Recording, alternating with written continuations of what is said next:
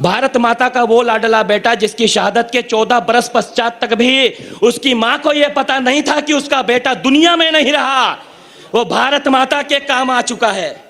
आजाद हिंदुस्तान में चंद्रशेखर आजाद की मां फुटपाथों पर भीख मांगकर अपना पेट भरा करती थी।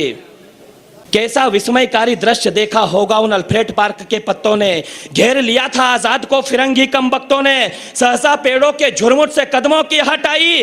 समझ गए शेखर जयचंदों ने अपनी जात दिखाई, तो मिटा दूंगा फिरंगियों को।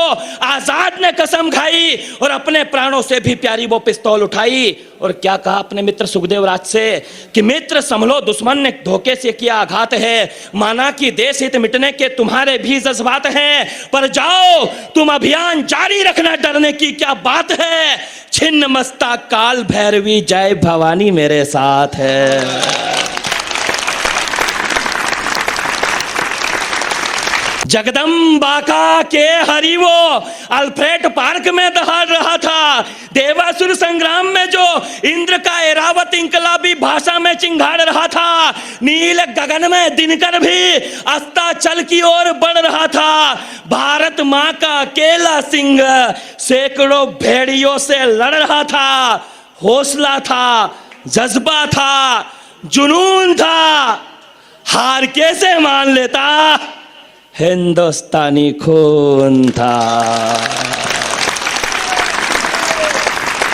पर एक बार पुनः मृत्यु ने भाग्य को धोखा दिया। एक बार पुनः मृत्यु ने भाग्य को धोखा दिया। पिस्तौल की आखिरी गोली ने आजाद को चौंका दिया। कहा कि हे भारत माता क्षमा करना तू मुझको, आजाद होकर भी आजाद नहीं करा पाया मां में तुझको। अरे मां के गर्भ में ही त्याग दिया था उसने मृत्यु के भय को।